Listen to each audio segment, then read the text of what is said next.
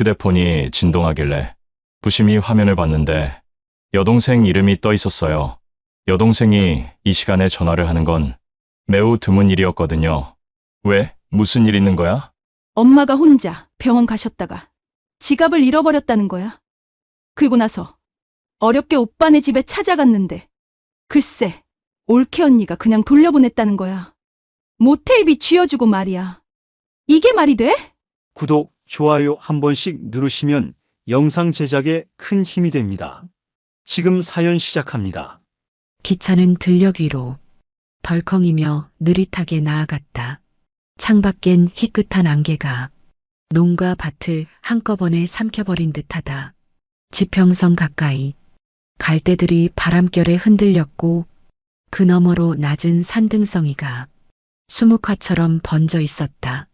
78세 춘자는 낡은 손가방을 가슴께로 끌어안았다. 지퍼는 한쪽이 닳아 반짝거렸고 가죽끈엔 오래된 손때가 묻어 있었다. 가방 안엔 묵은 연고 한 통, 삼각김밥, 병원 예약증 한 장, 보리차 병과 손수건 하나가 전부였다.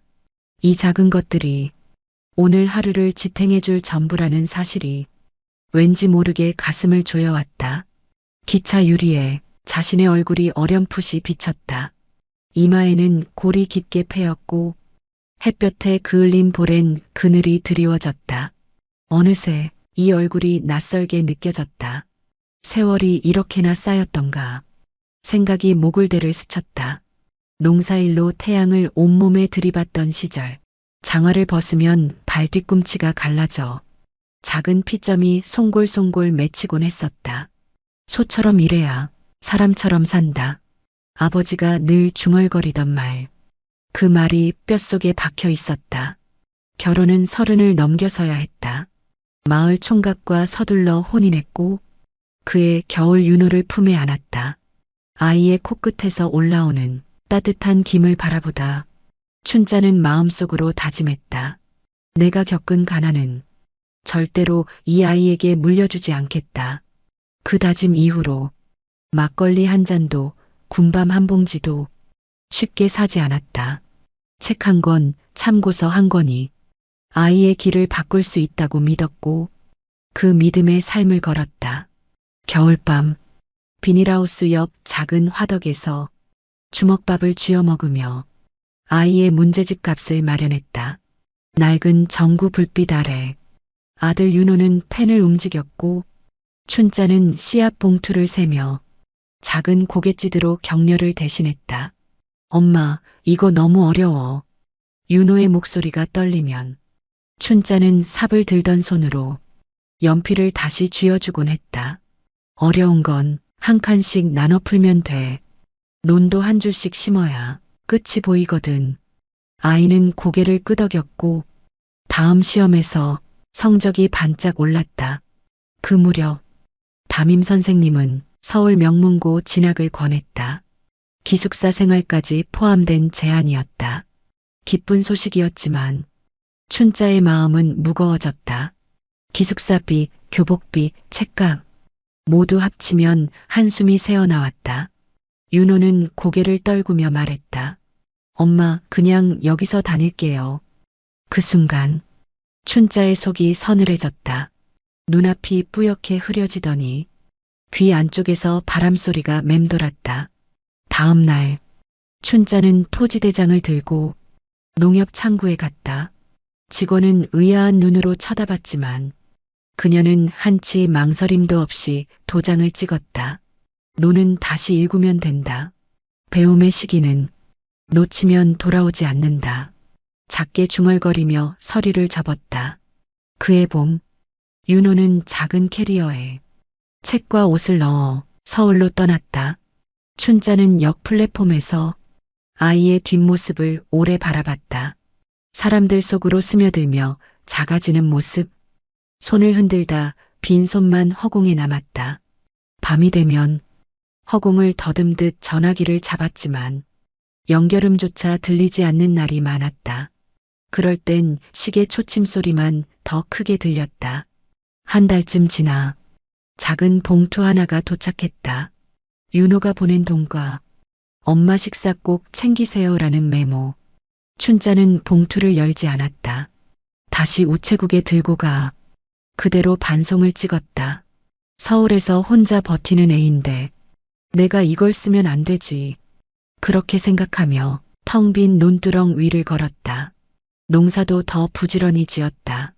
새벽엔 고추 모종을 심고 해질녘 깬 비닐하우스를 닫았다. 잠은 짧아졌지만 마음은 단단해졌다. 몇 해 뒤 윤호는 정장을 입었고 우편함엔 대기업 합격 통지가 꽂혔다. 28배 결혼까지 했다. 춘자는 결혼자금에 보태려고 논 한마지기를 팔았다. 계약서에 도장을 찍는 손이 한번 크게 떨렸다. 이제 다 했다. 그녀는 속으로 중얼거렸다. 부모로서 할 일을 다 했다는 묘한 허탈함과 안도가 섞여 있었다. 그 후 남편은 심장마비로 세상을 떠났고 딸 하나는 인근 마을에서 미혼으로 홀로 살았다. 춘자는 더 말이 없어졌다. 봄마다 노는 다시 일어났지만 그녀의 무릎은 조금씩 꺾였다. 병원에서는 큰 병원에서 정밀 검사를 받아보라고 했지만 서울은 멀었고 비용도 부담스러웠다. 그러다 윤호가 전화를 걸어왔다. 엄마, 미루지 말고 당장 올라오세요. 그 목소리에 이상한 힘이 실려 있었다. 춘자는 잠시 눈을 감았다. 그리고 고개를 끄덕였다. 다음 날 새벽 첫 차를 예매했다. 새벽 3시 닭이 우는 소리가 멀리서 번졌다. 춘자는 외투를 걸쳤다. 마당의 장독대엔 서리가 얇게 내려앉아 있었다. 채반 위에 남은 마른 고추를 손바닥으로 살짝 덮었다. 차가운 기운이 손끝으로 스며왔다. 문을 닫고 나서도 손잡이를 한 번 더 잡았다. 이 집의 체온을 조용히 기억해 두려는 듯이 버스 정류장까지 걷는 발소리가 새벽 안개를 깨우며 퍼졌다. 흙냄새가 바람결에 묻어 숨결을 차게 만들었다. 정류장 의자에 앉자 옆자리 빈 공간이 낯선 동무처럼 느껴졌다.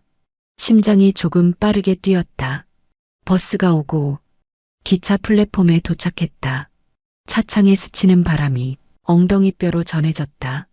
멀리서 기저금이 길게 울렸다. 춘자는 작게 숨을 들이마셨다. 가보자. 그 말이 입술에서 흘렀다. 기차는 덜컹이며 흔들렸다. 창밖 논두렁의 일항이 악보의 오선지처럼 줄지어 스쳤다. 그 선 사이사이에 자신의 나날이 엮여 있었다.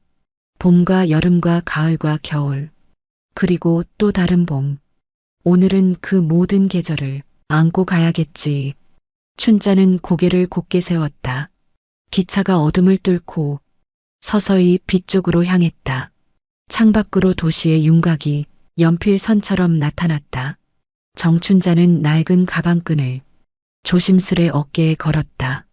들녘의 안개를 건너온 발로 이제 도시의 돌바닥을 밟으려 했다. 기차 문이 열리자 차가운 공기가 얼굴을 스쳤어요.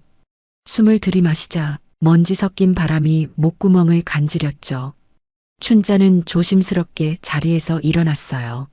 한 손으로 의자 등받이를 짚고 다른 손으로 낡은 가방끈을 고쳐 메었죠. 무릎 관절이 살짝 굳은 느낌이 들더라고요. 기차역 바닥은 밤새 닦아낸 듯 반짝거렸어요. 수많은 신발이 오간 흔적이 얇은 광택 아래 겹겹이 깔려 있었죠. 사람들이 사방에서 한꺼번에 쏟아져 나왔어요. 누군가는 전화를 붙들고, 누군가는 뛰었고, 누군가는 아무 감정도 없는 얼굴이었죠. 말소리, 캐리어 바퀴 소리, 핸드폰 벨소리가 한꺼번에 쏟아졌어요. 그 소리들이 공중에서 뒤엉켜 큰 웅성거림이 되더라고요. 춘자는 잠시 걸음을 멈췄어요. 기차에서 내려와 서 있는 것만으로 마치 세상이 휘청거리는 것 같았거든요. 어깨를 스치는 사람들 사이에서 자신이 아주 작아진 느낌이 들었어요. 시골에서는 아는 얼굴뿐이었는데 여기선 아무도 자신을 보지 않더라고요. 괜찮아. 병원까지만 가면 돼. 스스로에게 그렇게 말해봤어요. 작게 중얼거린 목소리가 웅성거림에 금세 묻혀 사라졌죠. 플랫폼 끝 계단 앞에서 가방을 더 단단히 쥐었어요. 왼쪽 무릎에서 찌릿한 통증이 올라왔는데 애써 표정은 바꾸지 않았어요. 에스컬레이터 위에 서자 몸이 천천히 위로 끌려 올라갔어요. 시선은 저절로 유리병 너머로 향했죠. 검은 고가도로 아래 택시들이 줄지어 서 있었고 붉은 브레이크 등이 끊임없이 반짝였어요. 건물들은 회색이었고 전광판의 빛은 눈을 시리게 했어요. 그 불빛이 낯설게 느껴졌고 조금은 적대적으로 보이기도 했죠. 춘자는 가방을 열어 택시비를 세어보려 했어요. 지퍼가 한 번에 안 열려서 몇 번이나 손톱으로 잡아당겼죠. 손끝에 땀이 맺히더라고요. 작은 일에도 자꾸 긴장이 올라왔어요. 주머니 속 지갑이 혹시라도 사라질까. 가방을 품에 꼭 안았죠. 사람들 틈에서 밀리지 않으려 발걸음을 조금 더 크게 내디뎠어요. 자꾸만 보폭이 작아지려 해서 일부러 허리를 곧게 세웠죠. 유리로 된 통로 위로 아침 햇살이 조금씩 번졌어요. 그 순간 윤호에게 전화를 걸어야겠다는 생각이 들었어요. 휴대폰을 꺼내 조심스럽게 통화 버튼을 눌렀죠. 신호음이 몇 번이나 이어졌어요. 가슴이 점점 빠르게 뛰었어요. 엄마 도착했어. 목소리가 작게 나왔죠.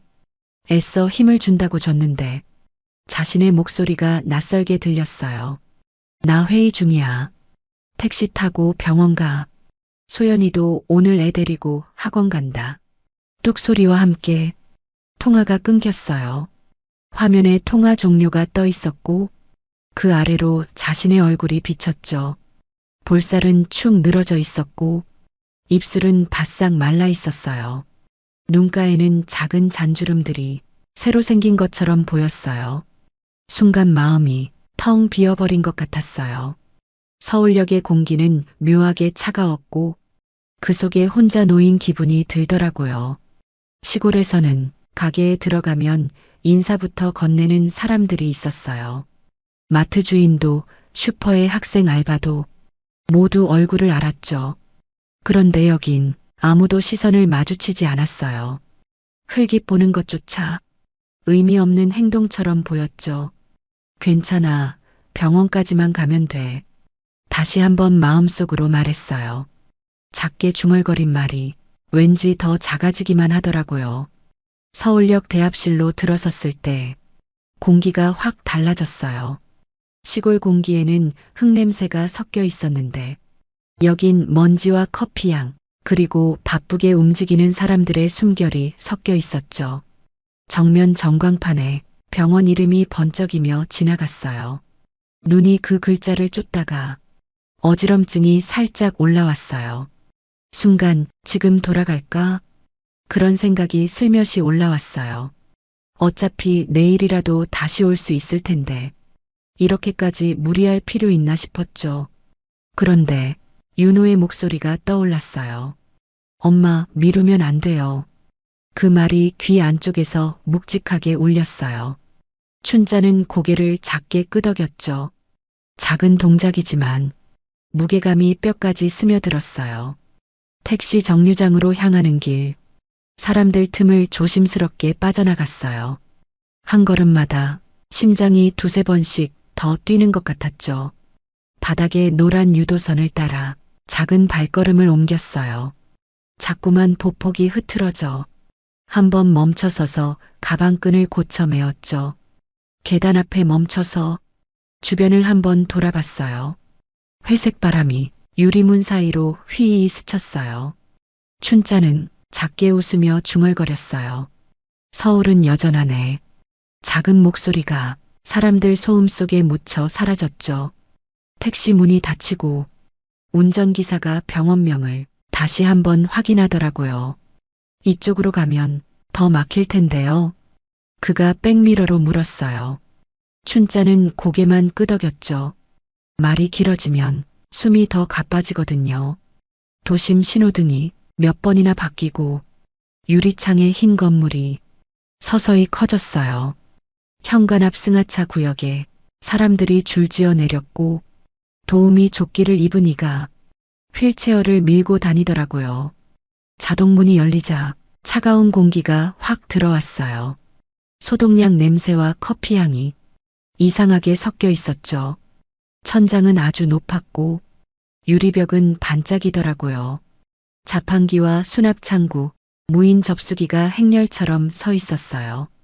어디로 가야 할지 잠깐 멍해졌어요. 사람들 발걸음만 빠르게 스쳐 지나가더라고요. 무인기 옆 안내문에 초진제진이 보였고 예약 문자 바코드라는 말이 눈에 콕 박혔죠. 휴대폰을 꺼내 문자 바코드를 찾았어요. 손끝이 땀에 젖어 화면이 자꾸 미끄러지더라고요. 뒤에서 기침 소리가 나고 한 노인이 천천히 다가와 순서를 양보해달라 묻길래 먼저 하시라고 웃어 보였어요. 그 노인이 고개를 숙이며 고맙습니다라고 하더군요. 그 한마디가 긴장을 약간 내려놓게 하네요. 다시 화면을 켜고 바코드를 스캐너에 댔어요. 삑 소리와 함께 접수 완료 문구가 떴죠. 진료과 대기 3층, 체열체뇨 비동지하, 영상의학과 2층, 작은 종이에 순서가 인쇄됐어요. 손목에는 흰 띠가 감겼고 이름과 생년월일 바코드가 검은 줄로 박혔어요. 왠지 모르게 마음이 무거워지더라고요. 엘리베이터 홀에 사람이 빽빽했어요. 바퀴 소리와 신발 소리가 거울 벽을 울리더라고요. 엘리베이터 문이 열릴 때마다 다들 한 발 먼저 앞쪽으로 빨려 들어갔죠. 춘자는 2번을 보내고 3번째에 겨우 올랐어요. 3층 외래 표시가 불빛으로 반짝였고 문이 열리자 긴 복도가 일자로 뻗어 있었어요. 접수 데스크에 젊은 간호사가 앉아 있었고 금식하셨어요? 라고 환하게 묻더라고요. 아침은 안 먹었어요. 목소리가 작게 나왔죠. 간호사는 고개를 끄덕이며 혈압부터 재자고 안내했어요. 자동 혈압기에 팔을 넣자 커프가 조여오더군요. 이 정도면 괜찮으세요. 그가 웃어주는데 그 한마디가 참 고맙더라고요. 대기번호 전광판이 번쩍이며 숫자를 올렸고 곧 체열 먼저 다녀오세요. 메모가 출력돼 나왔어요. 비동지하로 내려가려니 길이 헷갈렸어요. 유리 연결 통로에서 한참을 두리번거렸죠. 자원봉사자 조끼를 입은 할머니가 다가오셔서 체열 가요? 따라와요. 손짓을 해주셨죠. 그 손짓이 낯선 도시에서 유일한 손잡이 같았어요. 체열 시랍 의자는 거의 만석이었고 번호표함에 팔이 수없이 드나들더라고요. 잠시 뒤 번호가 불렸고 하얀 가운이 좌석을 가리켰어요. 팔꿈치를 내밀고 주먹을 쥐라길래 꽉 쥐어봤어요. 피가 살짝 오르는 느낌이 이상하게 선명했죠.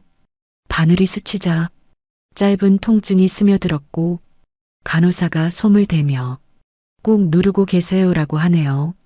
솜위로 붙인 테이프가 살에 살짝 당겼고 끝났어요라는 말에 가볍게 숨을 내렸죠. 체뇨실 앞에 서니 가방을 어디 둘지 잠깐 고민이 생기더라고요. 작은 락커에 번호표를 걸고 손목 뒤를 다시 확인했어요. 나오는 길에 젊은 엄마가 유모차를 밀고 아빠가 서툰 손으로 분유를 흔들고 있었죠. 그 풍경이 이 병원이 단지 아픈 곳만은 아니라는 생각을 슬며시 가져오더라고요. 다시 지상으로 올라가 영상의학과로 가자고 표지판을 따라 걸었어요. MRI, 엑스레이, CT 문구가 복도마다 번쩍였죠. 무릎 촬영 순서를 기다리며 의자 끝에 살짝 걸터 앉았어요. 허리가 굽지 않게 배를 조금 당겨 앉았죠. 앞좌석 노인은 모서리 난 신발을 신고 작은 비닐봉지를 들고 있었고 그 봉지 안에는 삶은 계란이 보였어요. 검사 오래 걸리나요? 그가 먼저 말을 걸었고 춘자는 웃으며 오늘은 좀 많네요 라고 답했죠. 순번이 오고 촬영실로 들어가니 한기에 가까운 냉기가 피부를 스치더라고요. 무릎 올려놓고 움직이지 마세요.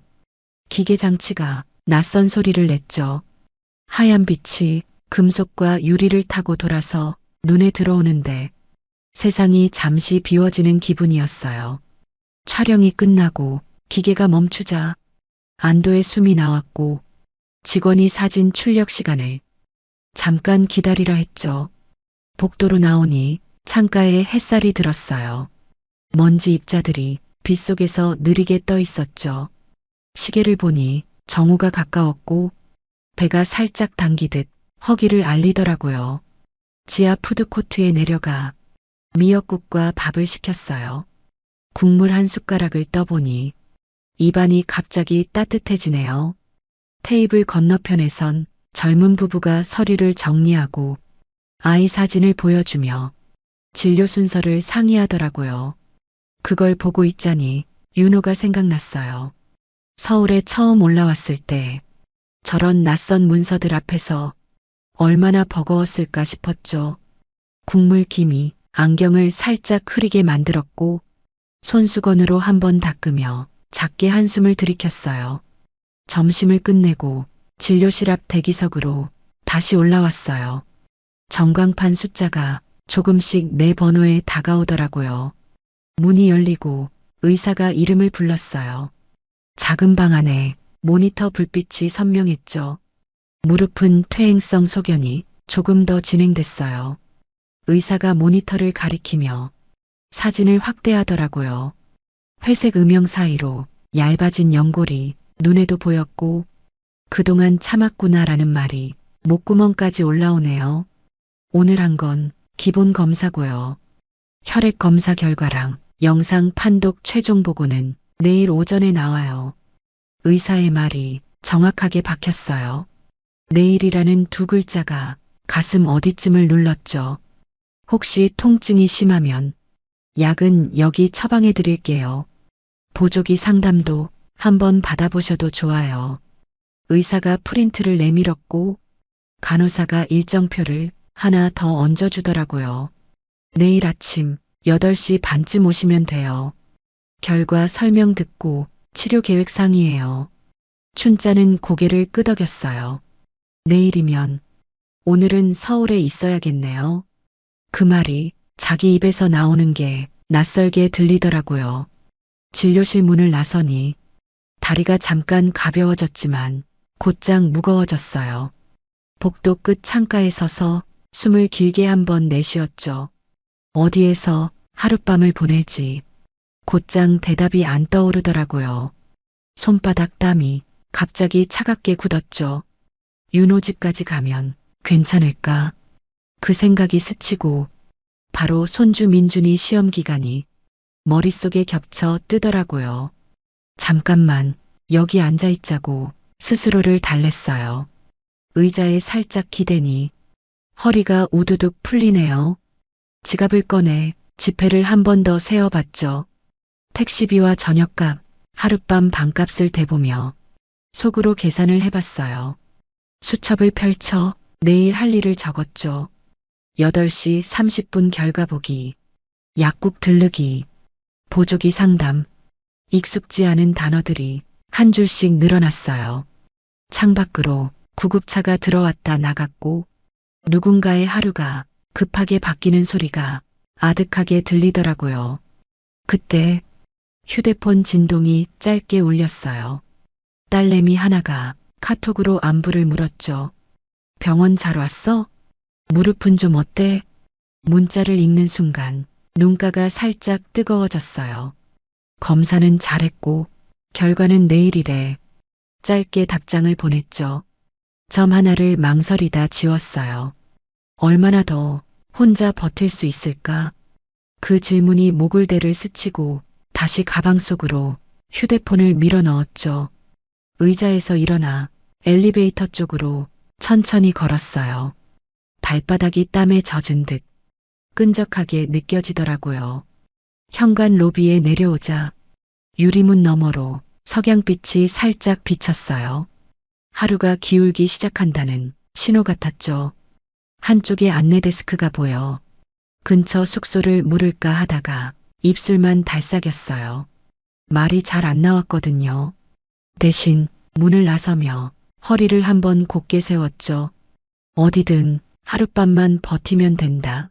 스스로에게 그렇게 말했어요. 택시 대기줄 끝에 서자 도우미가 다가와 목적지를 물었고 춘자는 병원 명찰을 만지작거리며 잠깐 말을 고르더라고요. 서울 하늘은 서서히 파랗게 식었고 간판 불빛이 하나둘 켜졌어요. 마음속 빈자리는 여전히 컸지만 발걸음은 이상하게 또렷해졌죠. 내일 아침의 결과를 받아들 준비를 하겠다며 혼잣말을 한 번 더 입술 사이로 밀어 올렸어요. 대기줄이 한 칸 앞으로 당겨졌고 택시 문이 새로 열렸죠. 그 문턱 위에서 춘자는 작게 숨을 골랐어요. 그리고 창가 자리로 몸을 밀어 타고 앉았죠. 서울역이요라고 조심스럽게 목적지를 말했어요. 운전기사가 백미러로 고개를 끄덕였고 차는 천천히 불빛 속으로 들어갔어요. 병원의 유리벽이 차창 너머로 멀어지며 작은 점이 되었고 그 점을 오래도록 눈으로 붙잡아 보았죠. 오늘은 여기까지예요. 하지만 아직 하룻밤이 남았네요. 그 밤이 어떤 모양일지는 아직 잘 모르겠어요. 다만 지금 이 순간만큼은 스스로한테 약속했어요. 겁을 먹더라도 걸음을 멈추지는 않겠다고요. 서울역 출구를 나서니 바람이 한 번 더 세게 불더라고요. 간판 불빛이 하나둘 켜지면서 광장이 금세 저녁빛으로 바뀌었죠. 사람들 발걸음은 더 빨라졌고 캐리어 소리가 연달아 이어졌어요. 어깨에 올린 가방끈이 자꾸만 미끄러지길래 고쳐맸죠. 배에서 소리가 났어요. 점심을 급히 먹어서인지 시간이 지나니 허기가 도로 올라오네요. 따끈한 국물 생각이 간절했어요. 광장 옆 포장마차 줄에 사람들이 옹기종기 모여 있더라고요. 하지만 자리가 꽉 차서 그냥 근처 분식집으로 걸었죠. 문을 여는 순간 볶음 냄새가 확 끼쳐오더라고요.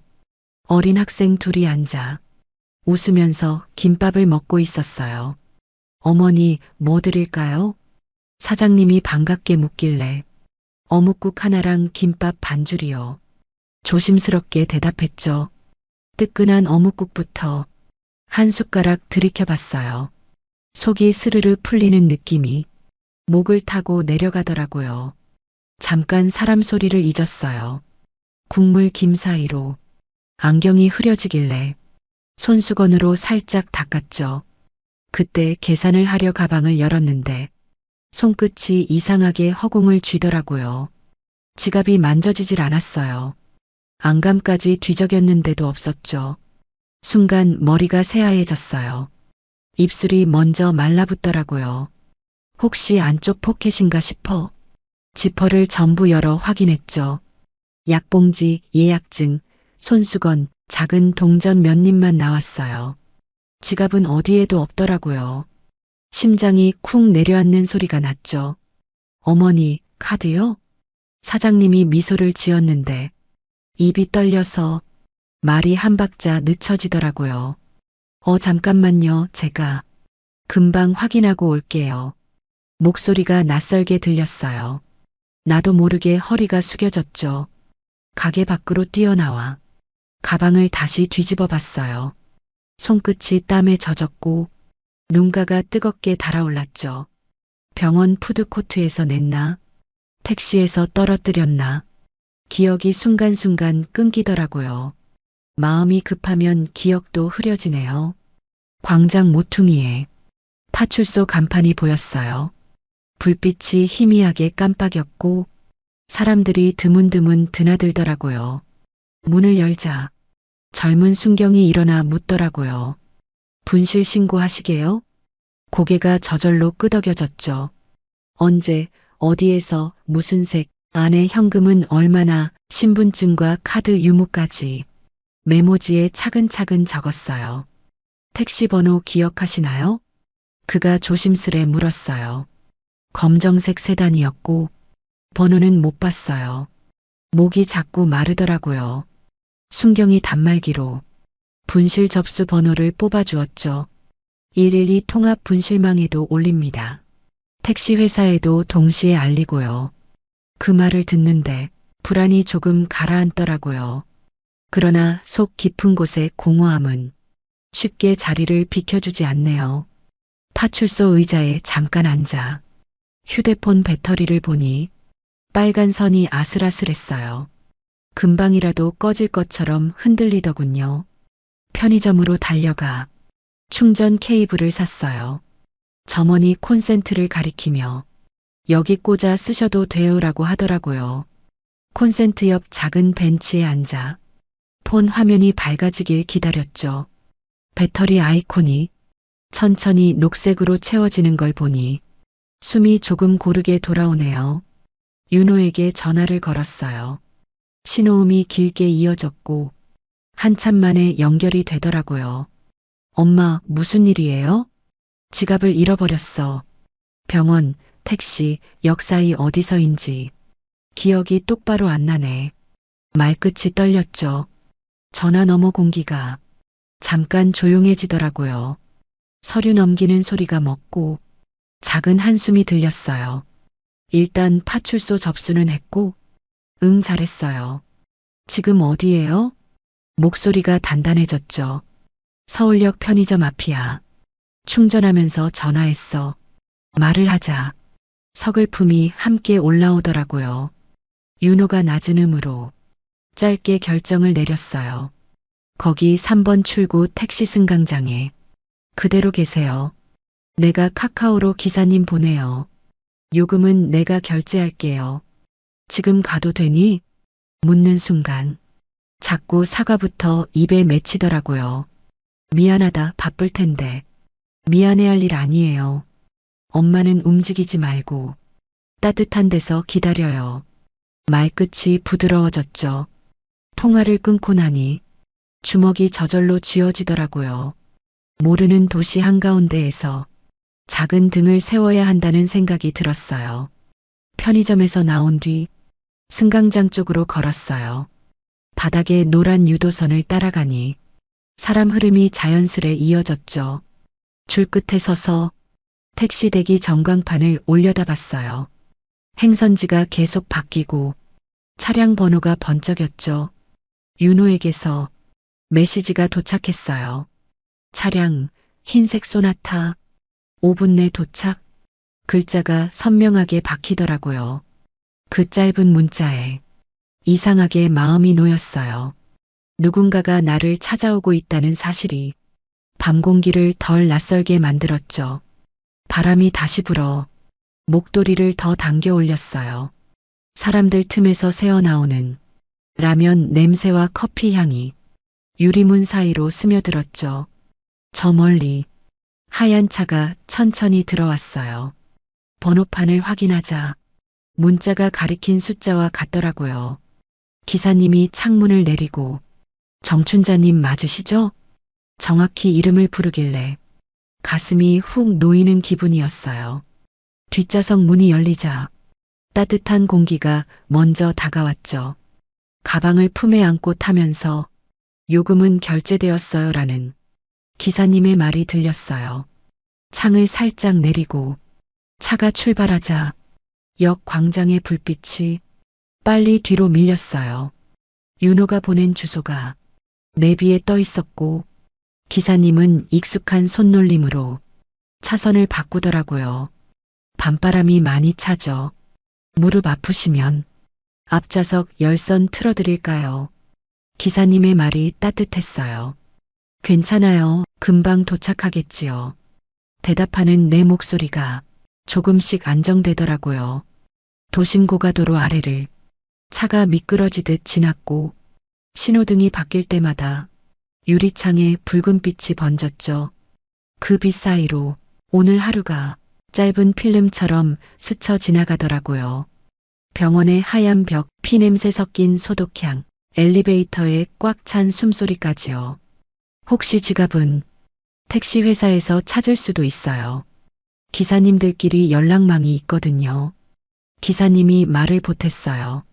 아, 그래요. 그럼 내일도 병원 가는데 그때 다시 확인해 볼게요. 스스로에게도 약속을 하듯 말했죠. 창밖으로 강물의 어둠이 잠깐 보였어요. 검은 유리처럼 흐름만 남긴 채 지나가더라고요. 휴대폰에 다시 메시지가 떴어요. 현관 앞 도착하면 알려줘. 윤호의 글씨가 짧지만 든든하게 느껴졌죠. 차는 서서히 속도를 줄였고 단지의 높은 담장이 창 가장자리를 가로질렀어요. 경비실 불빛이 작은 섬처럼 떠 있었죠. 입구를 지나 라운드어바웃을 돌아 지하 주차장으로 내려갔어요. 번호가 적힌 기둥들이 차례대로 나타나더라고요. 기사님이 차를 바싹 붙여 세우고 여기가 맞습니다라며 손으로 출구를 가리켰어요. 요금은 이미 결제되었고요. 분실 신고는 잘하셨어요. 혹시라도 연락 오면 역 파출소에서 전화 올 거예요. 그 말이 이상하게 위로가 되더라고요.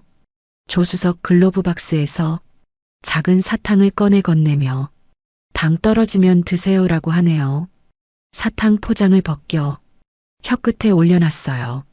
달큰한 맛이 퍼지며 긴장이 한 겹 벗겨지는 기분이었죠.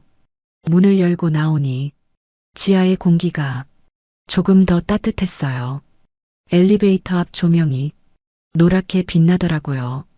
휴대폰을 들어 윤호에게 문자를 보냈어요. 지하 주차장 도착. 엔터를 누르고 나니 손끝 떨림이 줄어들었죠. 잠시 뒤 엘리베이터가 내려왔고 문이 열리는 틈으로 집 냄새 같은 따뜻함이 슬쩍 스며드는 듯 했어요. 하지만 그 따뜻함이 곧장 내 것이 될지는 아직 잘 모르겠더라고요. 문이 닫히고 층수가 천천히 올라가며 초조함이 다시 끼어들었어요. 심장이 엘리베이터 속에서 함께 오르내리는 듯 했죠.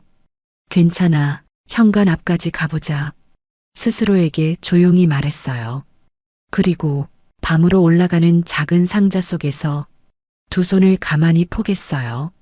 띵 하고 도착을 알리는 소리가 났고 문이 열리자 긴 복도가 길게 이어졌어요. 발끝이 바닥의 점자 패턴을 살짝 밟았고 머릿속에서는 배를 누를 말이 짧게 정리되더라고요. 미안하다 그러지 말고 먼저 상황을 말하자. 마음속으로 몇 번이나 순서를 연습했어요. 문 앞 초인종이 손가락 끝 바로 앞에 있었고 주머니 속 손수건이 따뜻하게 느껴졌어요. 배를 누르기 직전 휴대폰이 진동했어요. 윤호에게서 지금 내려갈게라는 문자가 왔죠. 그 짧은 문장을 보면서 숨을 한 번 더 고르고 벼랑 끝 같은 마음을 살짝 뒤로 물렸어요. 그리고 초인종 대신 발걸음을 반걸음 뒤로 뺐어요. 누군가 내려오는 소리가 복도 끝에서 또렷해지더라고요. 지갑을 잃어버린 밤은 그제야 조금 덜 차갑게 느껴졌어요. 하지만 문 너머의 공기는 아직 어떤 온도인지 알 수 없었죠. 엘리베이터 문이 부드럽게 열리더라고요. 층수를 알리는 전광판이 천천히 깜빡이며 멈췄죠. 복도 바닥엔 두툼한 카펫이 깔려 있었어요. 발소리가 묘하게 먹히는 느낌이 낯설게 느껴졌어요. 양쪽 벽에 현관문들이 가지런히 서 있었고 문마다 우편함이 달려 있었죠. 낮은 조명 불빛이 복도를 금빛으로 칠하더라고요. 윤호가 보낸 주소 번호를 휴대폰 화면으로 다시 확인했어요.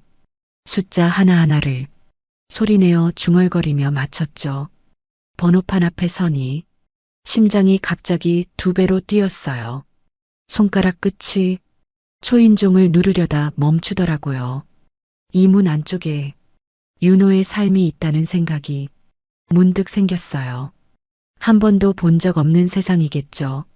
숨을 한 번 길게 쉬고 가방끈을 고쳐 맸어요. 그리고 아주 살짝 초인종을 눌렀어요. 딩동. 맑은 소리가 복도에 울렸어요. 안쪽에서 바닥을 밟는 소리가 가까워졌죠. 문이 열릴 때 따뜻한 공기 대신 차가운 바람 같은 기운이 먼저 스쳤어요. 소연이 문 안쪽에 서 있었어요. 머리는 말끔히 묶여 있었고 얇은 가디건 위로 짙은 향수가 희미하게 퍼졌죠. 표정은 반가움보다는 당황에 가까웠어요. 눈썹이 살짝 올라가 있었고 입술은 꽉 다물려 있었어요. 어머님 여기까지. 어쩐 일이세요? 소연의 목소리가 생각보다 낮게 가라앉아 있었어요. 지갑을 잃어버려서 윤호가 택시를 보내줬어요. 오늘 병원 검사를 받았는데 결과가 내일 나온대요. 춘자는 상황을 최대한 짧게 정리했어요. 불필요한 설명이 오히려 민폐처럼 느껴졌거든요. 소연은 대답 대신 현관 뒤쪽을 힐끔 돌아봤어요. 안쪽 거실 불빛 아래 책이 쌓인 식탁이 보였죠. 오늘 민준이 기말고사 준비하거든요. 소연이 조심스럽게 말했어요. 말끝이 꼭 사과처럼 들리진 않았어요. 잠깐만 제가 윤호랑 얘기 좀 하고 올게요. 그녀는 폰을 들고 작은 걸음으로 뒤로 물러났어요. 문틈으로 아이의 낭독 소리가 희미하게 들렸어요. 단어를 또박또박 외우는 목소리였죠. 그게 이상하게 멀게 들렸어요. 소연이 다시 나왔을 때 표정은 더 단단해져 있었어요. 결심한 사람의 얼굴 같았죠. 어머님 오늘은 집에 들어오시기 좀 어려울 것 같아요. 그 말이 아주 또박또박 끊어져서 들렸어요. 아이 집중도 방해되고 저희도 갑작스러운 상황이라 준비가 전혀 안 돼 있어서요. 그녀는 현관 옆 신발장 위에 작은 봉투를 내려놓았어요. 5만 원권 3장이 반듯하게 정렬돼 있었죠. 근처 역 근처에 깔끔한 숙소 많아요. 윤호한테 결제 요청해 드릴게요. 춘자는 한참 동안 그 돈을 보지도 못했어요. 눈이 돈보다 소연의 얼굴을 먼저 찾았죠. 소연의 얼굴은 마치 말랑한 감정을 딱딱한 껍질로 덮은 것 같았어요. 정확히는 무표정하려 애쓰는 얼굴이었죠. 어머님께서 여기 계시면 아이도 불편해할 것 같아서요. 소연이 아주 조심스레 한마디를 덧붙였어요. 그 말을 듣는데 허리가 한순간 휘청거렸어요. 균형이 잠깐 무너지는 기분이었죠. 그렇구나. 입술이 혼잣말처럼 움직였어요. 그 목소리가 스스로의 귀에도 작게 들리더라고요. 혹시나 소연이 마음을 바꿀까 싶어 한 번쯤 더 바라봤지만 그녀의 눈은 흔들리지 않았어요. 현관 뒤 거실 불빛은 따뜻하게 번지고 있었고 그 따뜻함이 유리병 너머 불빛처럼 이상하게 멀게 느껴졌죠. 춘자는 아주 천천히 가방끈을 다시 잡았어요. 손끝이 떨렸지만 미소는 억지로 올려붙였어요. 그럼 오늘은 숙소를 알아봐야겠네. 작게 말하자. 소연은 작게 고개를 끄덕였어요. 택시 불러드릴까요? 소연의 말투는 친절했지만 그 친절이 더 차갑게 느껴졌어요. 아니야, 역은 찾아갈 수 있어. 춘자는 짧게 대답했죠. 목소리가 조금 쉬었더라고요. 소연이 봉투를 건넸고 춘자는 그걸 조심스럽게 받아들었어요. 마치 아주 얇은 유리를 받는 것처럼요. 내일 결과 나오면 꼭 알려주세요. 소연이 마지막으로 말했어요. 그 말에 담긴 감정은 끝내 읽히지 않았어요. 춘자는 고개를 한번 숙였고 돌아서서 복도를 걸었어요. 가방끈이 어깨에서 자꾸 흘러내리더라고요. 엘리베이터 버튼을 누르며 한번 뒤돌아봤어요. 현관문은 이미 닫혀 있었어요. 그 문틈 밑으로 얇은 빛이 새어나오고 있었죠. 그 빛이 이상하게도 겨울 햇빛처럼 차가워 보였어요. 엘리베이터가 내려오는 동안 손에 쥔 돈봉투를 한참이나 바라봤어요. 묘한 무게가 손끝을 짓눌렀죠. 내가 민폐였을까? 그 생각이 갑자기 뇌리를 스쳤어요. 심장이 순간 움츠러드는 것 같았죠. 엘리베이터 문이 열리자 찬바람이 얼굴을 스쳤어요. 기계음이 복도에 울렸고 춘자는 천천히 한 걸음 그 안으로 몸을 옮겼어요. 문이 닫히는 순간 귓속에서 아이의 단어 외우는 소리가 아주 희미하게 다시 들리더라고요. 그리고 그 소리는 문이 닫히며 완전히 사라졌어요. 정말로 하나도 남지 않았어요. 지하 주차장을 나와 엘리베이터를 타고 내려가니 서울역 방향 표지판이 보였어요. 익숙했던 복도의 공기는 이제 완전히 낯설게 느껴졌죠. 지갑도 없이 밤거리를 나선다는 게 이렇게 겁나는 일인 줄 정말 몰랐어요. 복도 끝 유리문을 열자 바람이 확 몰려들었어요. 온몸의 체온이 순식간에 빠져나가는 기분이었죠. 택시 승강장 근처로 걸으며 봉투 속 돈을 살짝 꺼내봤어요. 지폐 3장이 반듯하게 있었는데 유리처럼 얇게 느껴지더라고요. 한 손으로 꼭 쥐고 작은 숙소를 찾아봤어요. 역 주변 지도에 빨간 점들이 빽빽했어요. 한눈에 봐도 고급 호텔은 아니었죠. 그렇다고 찜질방에 들어갈 용기는 나지 않았어요. 가장 가까운 곳으로 주소를 입력했어요. 걸어서 7분이라길래 그 길을 따라 걷기 시작했죠. 사람들이 여전히 많았어요. 퇴근하는 직장인들, 손을 잡은 연인들, 가방 맨 학생들까지 섞여 있었죠. 모두들 어디론가 분명히 향하고 있는 모습이었어요. 그 모습이 이상하게 부럽게 느껴졌어요. 나는 지금 아무 곳에도 속하지 않은 사람 같았거든요. 가로등 불빛이 길게 늘어선 골목에 들어서자 차 소음이 조금 멀어졌어요. 조금은 숨을 고를 수 있었죠. 길가 편의점 유리에 자신의 모습이 비쳤어요. 허리는 살짝 굽었고 어깨는 더 작아 보였죠.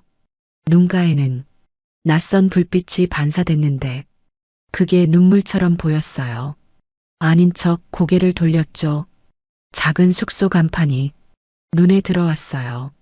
하얀 글씨로 게스트하우스라고 적혀 있었죠.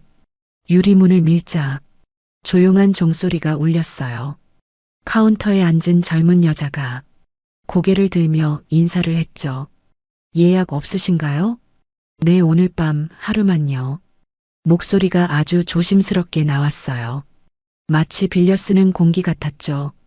신분증 좀 보여주세요. 그녀의 말에 가방을 뒤적이다가 멈칫했어요. 지갑과 함께 신분증도 잃어버렸다는 사실이 그제야 또렷해졌어요. 아, 지갑을 잃어버렸는데 혹시 다른 방법은 없을까요? 입술이 바짝 말라 있었어요. 직원이 한참 고민하더니 현금이면 가능해요. 보증금 조금 더 받고요. 부드럽게 대답했어요. 숨을 길게 내쉬었어요. 봉투에서 돈을 꺼내 건넸죠. 그녀가 한 장 한 장 세며 작은 키를 건넸어요. 3층 복도 끝 방이에요. 그녀의 말에 고개를 끄덕였어요. 키에 붙은 작은 플라스틱이 유난히 차갑게 느껴졌죠. 계단을 오르는데 무릎이 살짝 시큰거렸어요. 손잡이를 꼭 붙잡고 한 계단씩 천천히 올랐죠. 복도 끝 방 번호판이 어둑한 빛 속에 희미하게 빛났어요. 문을 열자 먼지 섞인 공기가 먼저 나왔죠. 방은 작았어요. 침대 하나, 작은 책상, 벽걸이 TV, 그리고 창문 하나뿐이었죠. 전등을 켜니 노란빛이 방 한쪽에만 퍼졌어요. 모서리는 여전히 어두웠고 공기는 눅눅했어요. 가방을 내려두고 침대 가장자리에 앉았어요. 매트리스가 푹 꺼지며 몸이 기울더라고요. 작은 창문을 열자 바깥에서 자동차 경적 소리와 사람들 웃음소리가 섞여 들어왔어요. 그 소리가 한참 동안 이어졌어요. 마치 내 바깥 세상이 아직 살아있다는 걸 억지로 들려주는 것 같았죠. 하지만 그 소리들은 모두 나와는 상관없는 것처럼 멀게만 느껴졌어요.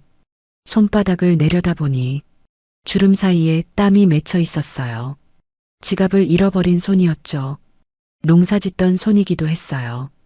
그 손으로 윤호를 먹이고 입히고 서울까지 올려보냈는데 지금은 방 하나조차 제대로 못 얻는 손이 되었구나. 그 생각이 스쳤어요. 갑자기 숨이 막히듯 목이 조여오더라고요. 울음인지 한숨인지 모를 것이 가슴께에 차올랐죠. 눈을 감고 천천히 숨을 들이마셨어요. 여기까지 오느라 정신없이 버텼던 하루가 한꺼번에 몰려오더라고요. 침대에 몸을 눕히자 스프링이 삐걱거렸어요. 등에 철심이 닿는 느낌이 생각보다 따가웠어요. 천장을 한참 바라봤어요. 낡은 페인트가 실금처럼 갈라져 있었고 그 틈마다 작은 그림자가 붙어 있었죠. 그 그림자들이 마치 나를 내려다보는 것 같았어요. 자꾸 시선을 돌리게 되더라고요. 휴대폰을 켰다가 곧 껐어요. 윤호에게 또 연락하면 괜히 부담만 줄까 싶었거든요. 소연의 얼굴이 계속 떠올랐어요. 입술을 다문 채 봉투를 건네던 모습이 유난히 또렷했어요. 그 얼굴에서 싫다거나 미움 같은 건 찾아볼 수 없었지만 따뜻함도 없었죠.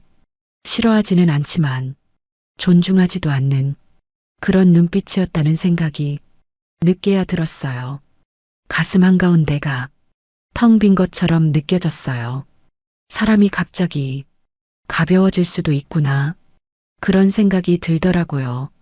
배경음악처럼 누군가의 웃음소리가 복도 끝에서 들려왔어요. 그게 더 외롭게 들렸어요. 이불을 당겨 덮었어요. 천이 축축하고 얇았지만 무게가 있다는 사실만으로 조금은 안심됐어요. 눈을 감자 윤호가 어릴 적 잠든 얼굴이 떠올랐어요. 작은 손을 꼭 쥐고 내 손가락 위에 올려두던 그 모습이요. 그때 그 아이가 지금은 이 도시에 살고 있구나. 그 생각이 눈시울을 뜨겁게 만들었어요. 한참 동안 그 생각만 붙잡고 있었어요. 그러다 결국 작게 흐느끼듯 숨이 섞였죠. 괜찮아. 괜찮을 거야. 아무도 듣지 못할 목소리로 스스로에게 중얼거렸어요.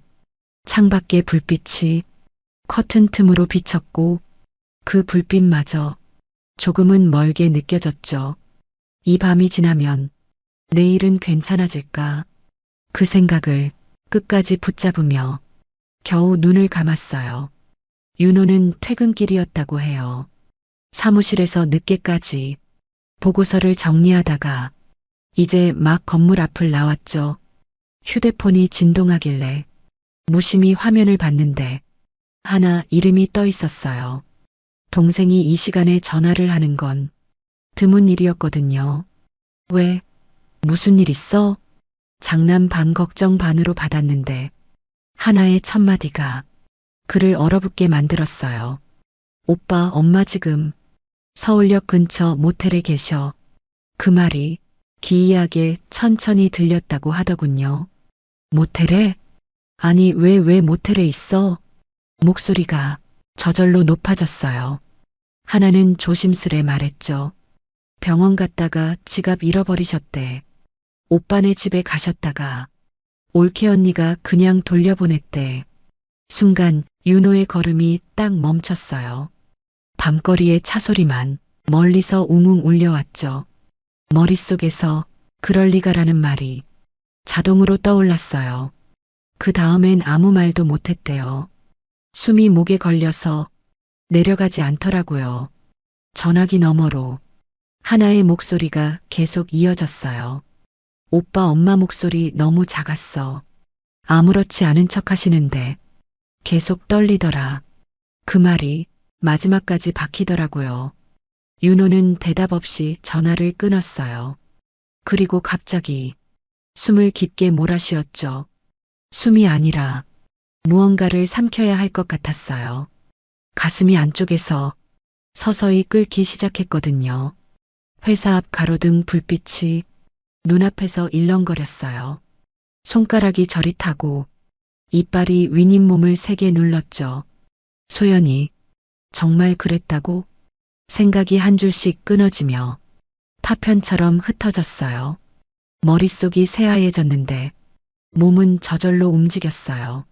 주차장 쪽으로 빠른 걸음으로 향했어요.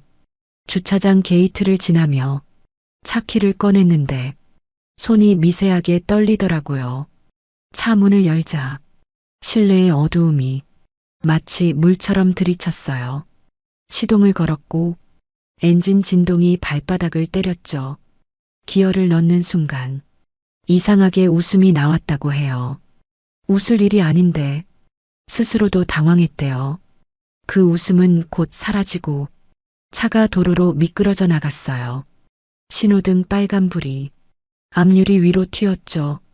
라디오에서는 사람들이 웃으며 이야기했지만 한마디도 들리지 않았어요. 소리만 흐르고 뜻은 남지 않더라고요. 서울역 방향 내비를 누르자 걸리는 시간은 12분이었어요. 12분이라는 숫자가 이상하게 멀게 느껴졌어요. 한쪽 손으로 운전대를 잡고 다른 손으로 전화를 걸었죠. 소연이었어요. 지금 집이야? 응, 왜 어디야? 평소처럼 담담한 목소리였죠. 엄마, 오늘 집에 왔었어. 말을 꺼내자 목소리가 떨렸어요. 소연은 잠시 말을 멈추더니 왔었는데 왜? 무슨 일 있었어? 라고 물었죠. 지갑 잃어버리고 오늘 병원 검사하고 우리 집까지 오셨는데 너가 그냥 돌려보냈다며? 한동안 소연의 숨소리만 들렸어요.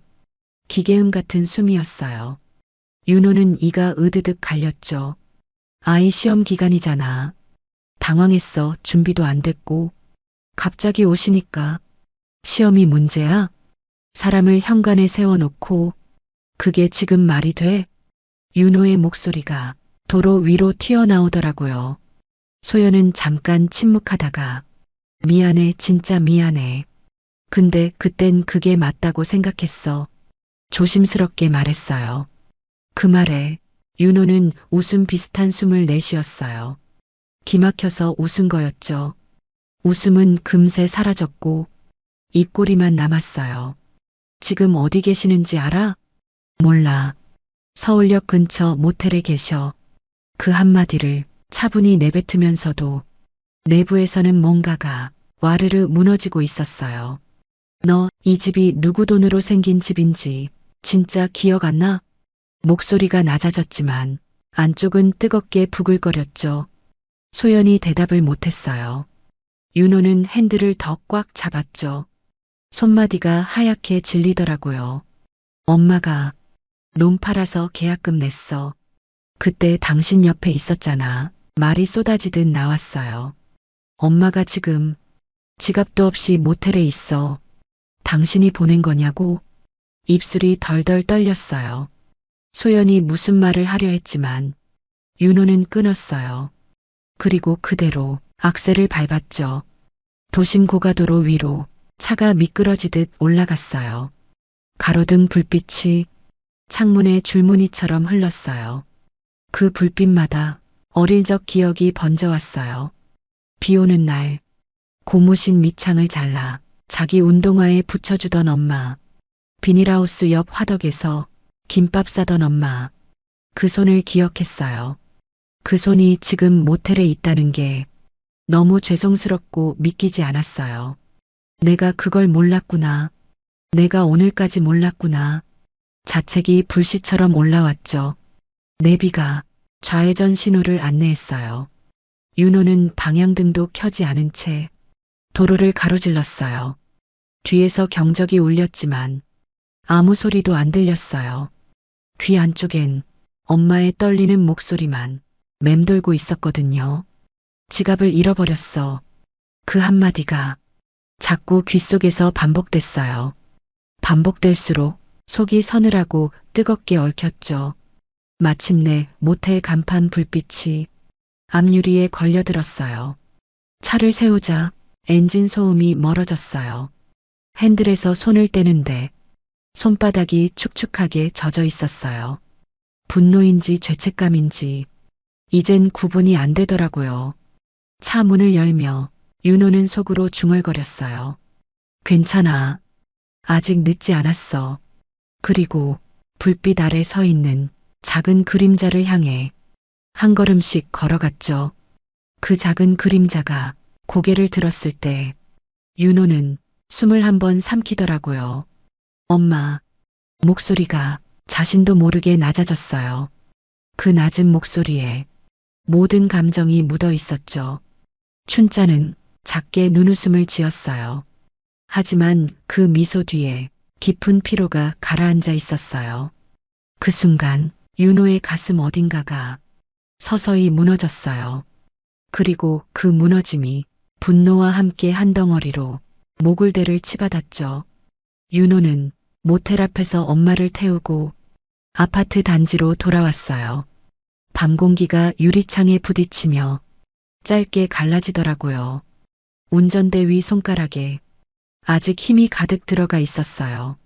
속도를 줄여도 심장은 계속 빠르게 뛰었죠.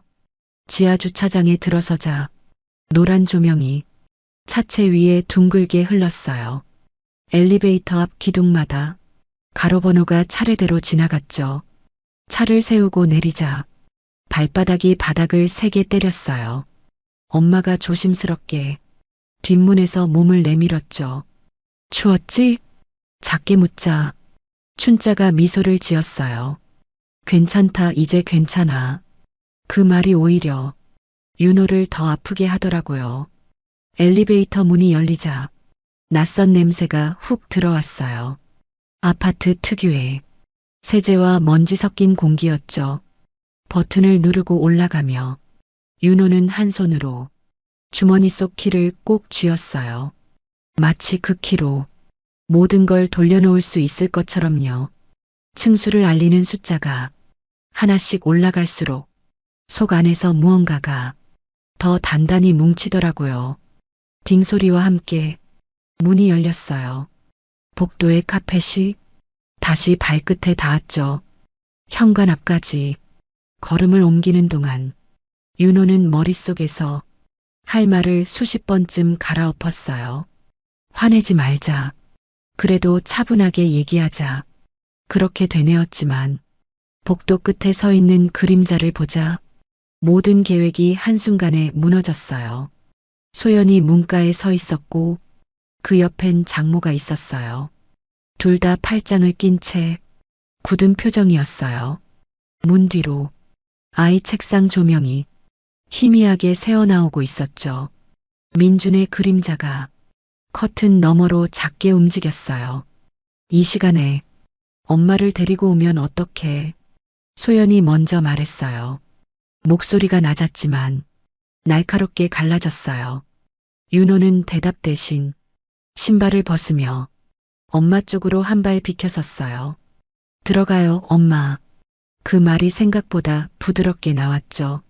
춘자가 조심스레 현관턱을 넘었어요. 발소리가 아주 작게 신발장 밑으로 스쳤어요. 장모가 눈썹을 찌푸리며 입술을 열었어요. 지금 애자는 시간이에요. 시어머니까지 오시면 분위기 다 흐트러져요. 그 말을 듣는 순간 윤호의 안쪽이 후끈하고 빠르게 달아올랐어요. 하지만 목소리는 낮췄죠. 지금 무슨 말인지 진짜 모르겠어요? 눈이 장모를 향했어요. 지금 이 집 누구 돈으로 산 집인데요. 장모의 눈이 살짝 커졌어요. 소연이 옆에서 당신 지금 왜 이래? 작게 중얼거렸죠. 윤호는 신발장 서랍을 열어 오래된 봉투를 꺼냈어요. 흙냄새가 살짝 밴 종이었죠. 계약금 입금 내역 사본이었어요. 초기 계약금 1억, 우리 엄마가 시골 놈 팔아서 냈어요. 그때 장모님도 계셨잖아요.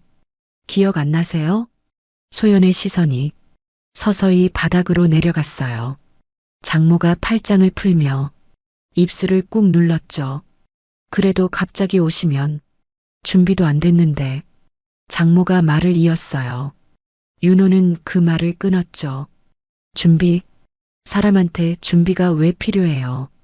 지갑도 잃어버리고 깔 데도 없던 사람인데 목소리가 더 이상 낮아지지 않더라고요. 안쪽에서 뭔가가 부서지듯 터지는 기분이었어요. 소연이 갑자기 말했다. 당황했어 나도. 애 시험 기간이고 그냥 하루만 숙소에 계시면 괜찮을 거라고 생각했어. 그 말을 듣자 윤호는 웃음 비슷한 숨을 내쉬었어요. 웃으면서도 눈은 전혀 웃지 않았죠. 괜찮았을까 정말? 현관에서 내쫓기고 숙소까지 가는 길에 엄마가 무슨 생각했을까? 한 번이라도 상상해봤어? 소연이 대답을 못했어요. 장모가 대신 말을 꺼냈죠. 지금 이렇게 몰아붙이면 가정이 더 망가져요. 윤호는 그제야 장모를 똑바로 바라봤어요. 장모님 죄송하지만 오늘은 그냥 돌아가 주세요. 그 말에 장모의 눈썹이 올라갔어요. 뭐라고요? 지금 나가라고요? 목소리가 높아졌죠. 윤호는 지갑에서 지폐를 꺼내 작게 접어 장모 손에 쥐어줬어요. 택시 타고 가세요. 지금은 여기 계실 자리가 아니에요. 장모가 말없이 지폐를 내려다봤어요. 분노와 당황이 뒤섞인 얼굴이었죠. 소연이 숨을 들이켰어요. 당신 지금 미쳤어? 엄마를 어떻게 이렇게... 이 집은 엄마가 주신 집이에요. 윤호가 단호하게 끊었어요. 당신 엄마가 아니에요. 내 엄마가요. 그 말이 거실 공기를 한 번에 가르더라고요. 정적이 아주 짧게, 날카롭게 서 있었어요. 소연의 눈이 작게 흔들렸어요. 손끝이 떨리는 게 보였어요. 그제야 윤호가 한 걸음 뒤로 물러섰죠. 민준 자고 있잖아. 지금이라도 그 아이한테 우리 어른들이 어떤 모습인지 보여줘야겠지. 그 말이 천천히 흘러나왔어요. 장모는 결국 한마디도 못하고 지갑을 들고 복도로 나갔어요. 발자국 소리가 길게 늘어졌죠. 현관문이 닫히는 소리가 짧게 울렸어요. 그 소리가 이상하게 안도처럼 들리더라고요. 소연은 눈을 감았다 떴어요. 숨이 들쑥날쑥했죠. 입술은 말라 있었어요. 윤호는 한쪽 손으로 이마를 문지르며 작게 한숨을 내쉬었어요. 그리고 아주 낮은 목소리로 말했죠. 이제 엄마는 우리 집 안에서 주무실 거야. 그리고 내일도 우리 집에서 출발하실 거고. 소연은 대답하지 않았어요. 대신 조용히 거실 쪽으로 돌아섰죠. 그 등 뒤로 작은 떨림이 보였어요. 춘자는 그 모든 장면을 조용히 서서 지켜봤어요. 가만히 손을 모은 채 말 한마디도 하지 않았죠. 현관 안 공기는 여전히 싸늘했지만 그 싸늘함 속에 무언가가 바스러진 듯 했어요. 거실 한쪽 스탠드 조명이 작게 흔들리고 있었어요. 누가 건드린 것도 아닌데 빛이 떨리는 것처럼 보였죠. 소연은 그 불빛을 한참 쳐다봤어요. 눈동자가 초점 없이 공중에 매달린 기분이었어요. 장모는 이미 나갔고 윤호는 주방 쪽에서 찬물을 한 컵 마시고 있었어요. 유리컵이 작게 탁 소리를 냈죠. 아이 방에선 낮은 숨소리가 들려왔어요. 민준이 골아떨어진 모양이었어요. 그 소리가 이상하게도 소연을 더 위축시키더라고요.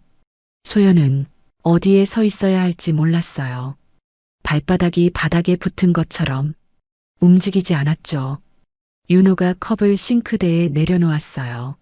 물방울이 뚝 떨어지는 소리가 거실을 울렸죠. 그 소리 하나가 비명처럼 들릴 정도였어요. 윤호는 말없이 소파에 앉았어요. 어깨가 깊게 꺼져 있었어요. 분노가 가라앉자 온몸에 힘이 빠져나간 것 같았죠. 소연은 무언가 말을 해야 한다고 생각했어요. 하지만 무엇부터 꺼내야 할지 감조차 안 잡히더라고요. 당황했어. 그냥 정말 그랬어. 결국 그 말이 먼저 나왔어요. 입술이 작게 떨렸죠. 윤호는 대답하지 않았어요. 눈을 감고 숨만 길게 내쉬더라고요. 그 모습이 더 무섭게 느껴졌어요. 소연은 손톱을 꼭 쥐고 있었어요. 손바닥에 반달 자국이 빨갛게 찍혔죠. 처음엔 분명 이게 합리적이라고 생각했어요. 시험 기간에 갑자기 오신 시어머니, 아이 집중력, 집안의 질서와 분위기.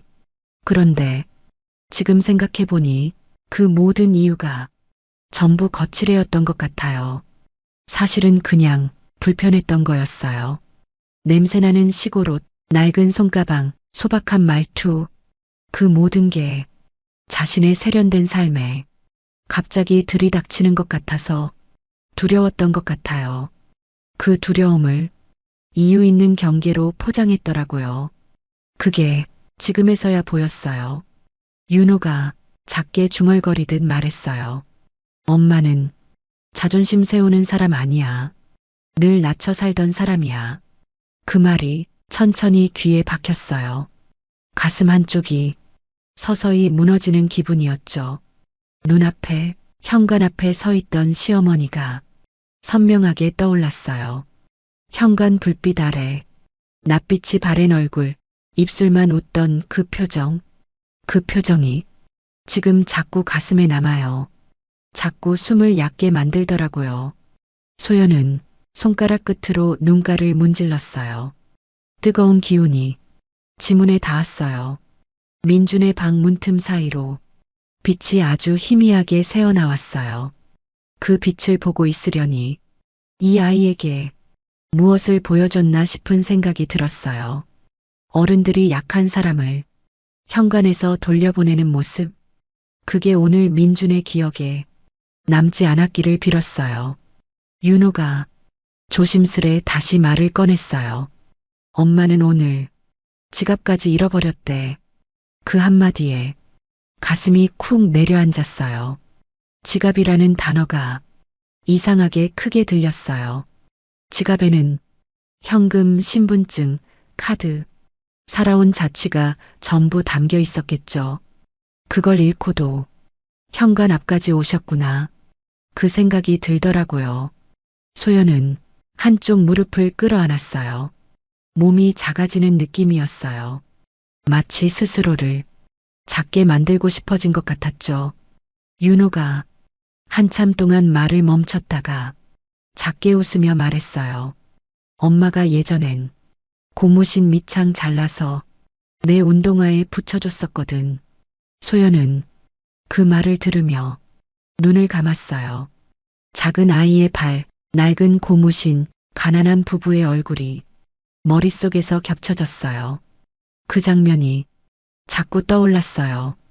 떠오를수록 자신이 한 행동이 더 낯설게 느껴졌죠. 나는 작게 말을 꺼냈어요. 나는 그냥 무심했구나. 그 말이 조용히 떨어졌어요. 윤호가 그제야 고개를 들었어요. 눈빛에 여전히 분노가 있었지만 슬픔도 묻어 있었어요. 소연은 그 눈빛을 못 마주치겠더라고요. 시선을 바닥에 떨군 채 작게 한숨을 내쉬었어요. 그 한숨 속엔 수치심, 죄책감, 두려움이 모두 섞여 있었어요. 말로는 꺼내지 못했지만 자신도 알고 있었죠.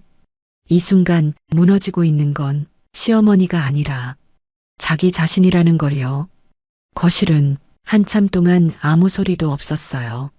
스탠드 불빛만 조심스럽게 방 안을 덮고 있었죠. 윤호는 아이 방을 살펴보러 조심스럽게 걸음을 옮겼어요. 그 발자국 소리가 소연의 귀에는 묘하게 길게 남더라고요. 소연은 소파 끝에 앉아 있었어요. 팔꿈치를 무릎에 올린 채 손으로 눈두덩을 눌렀죠. 그제야 눈물이 아닌 뜨거움이 손가락에 느껴지더라고요. 감정이 뒤섞여 구분이 안 됐어요. 시어머니 얼굴이 자꾸 떠올랐어요.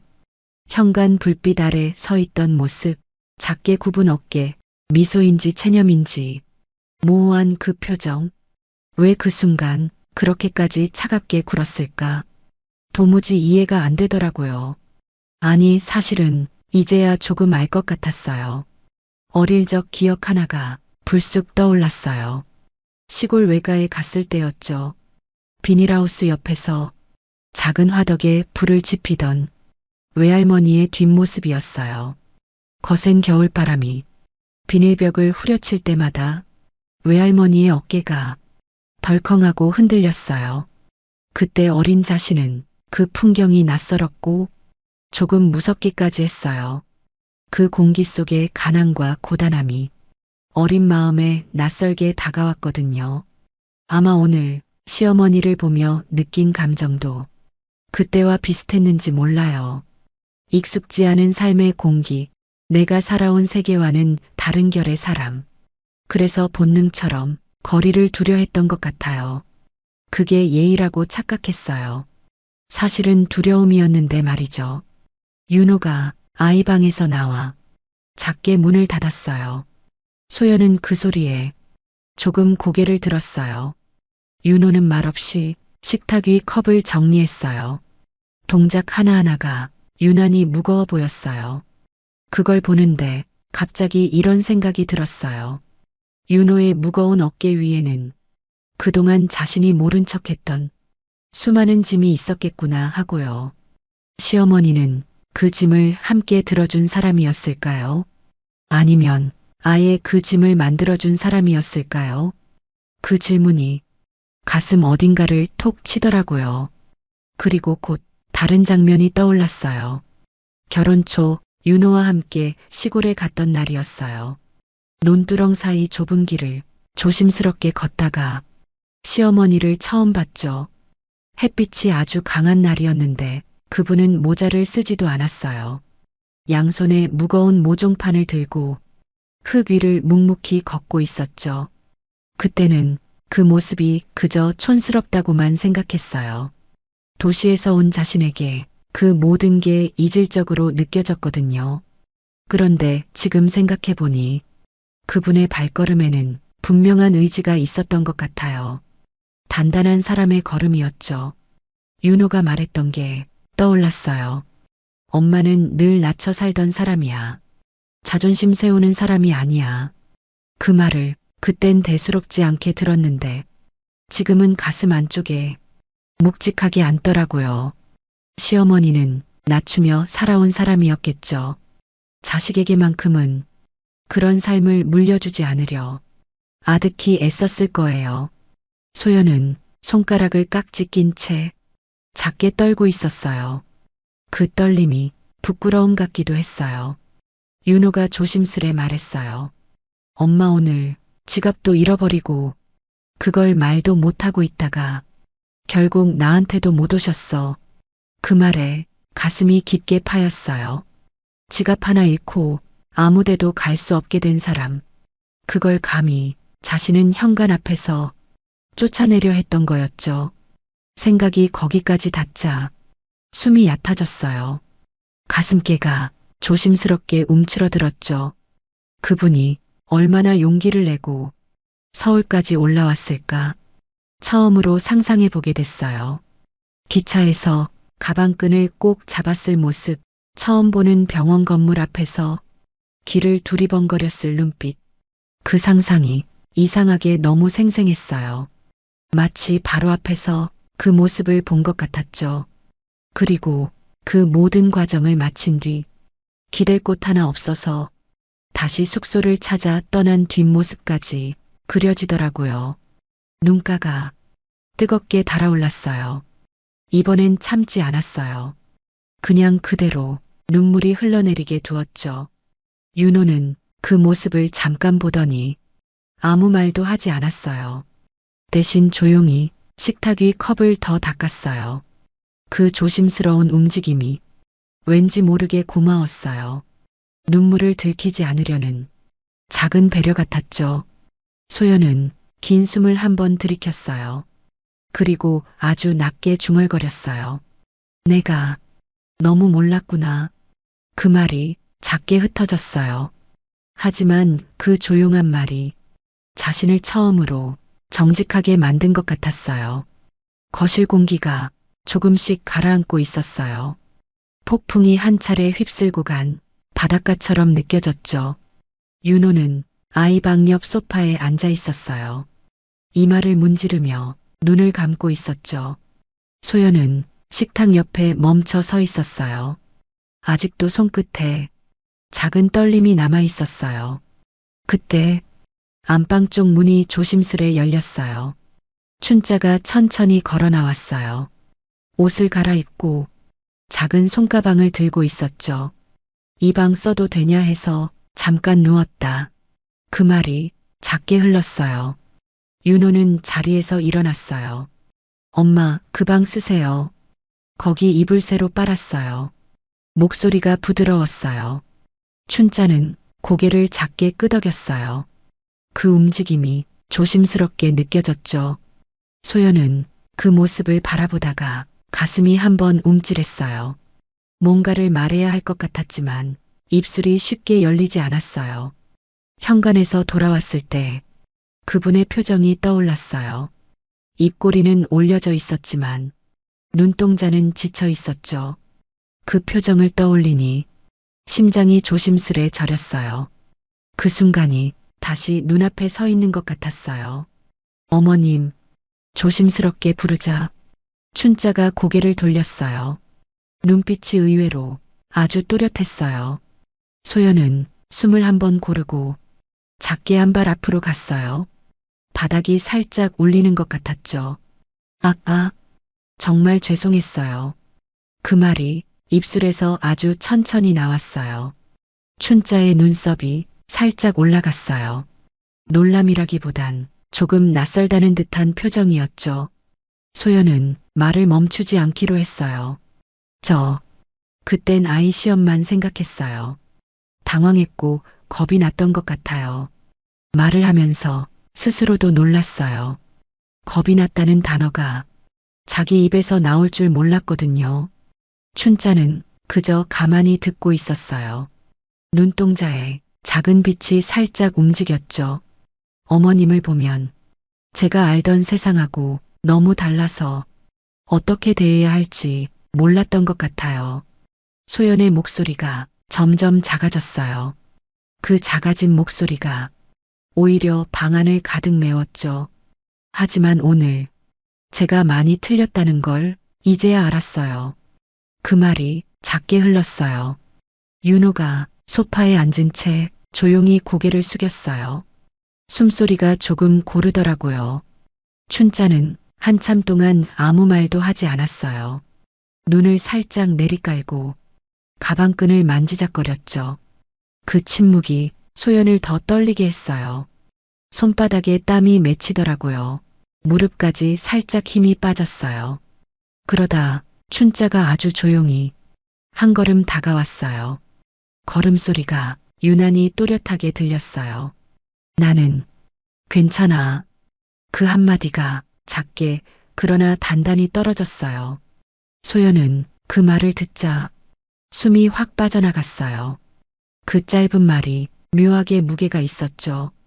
춘자는 조금 더 말을 이었어요. 살다 보면 그럴 수도 있지. 사람이란 게 다 자기 살 길 먼저 보게 되니까. 그 말이 이상하게 따뜻했어요. 그리고 아프게 다가오기도 했죠. 소연은 눈을 내리깔며 작게 고개를 숙였어요. 그래도 미안했어요, 정말. 그 말이 공기 위에서 천천히 흩어졌어요. 그리고 이번엔 춘자가 아주 작게 미소를 지었어요. 입꼬리가 천천히 올라갔어요. 눈가엔 잔주름이 접혔고 그 주름이 햇빛에 마른 논바닥 같았어요. 소연은 그 미소를 보는 순간 가슴 한쪽이 천천히 풀어지는 느낌이었어요. 윤호가 그제야 고개를 들었어요. 눈빛에 담긴 날이 조금 둥그러져 있었어요. 춘자가 소연 어깨에 살짝 손을 얹었어요. 손바닥이 가볍게 따뜻했어요. 내일은 같이 가자. 병원. 그 말이 조용히 그러나 확실히 들렸어요. 소연은 눈을 크게 떴어요. 그리고 천천히 고개를 끄덕였어요. 그 순간 서로의 눈이 처음으로 똑바로 마주쳤어요. 그 시선이 묘하게 오래 이어졌어요. 소연은 작게 숨을 들이켰어요. 이제야 정말 무언가가 다시 시작되는 것 같았습니다. 이 이야기가 가슴에 남았다면 구독과 좋아요 부탁드립니다. 누군가의 인생이 당신의 이야기일 수 있습니다.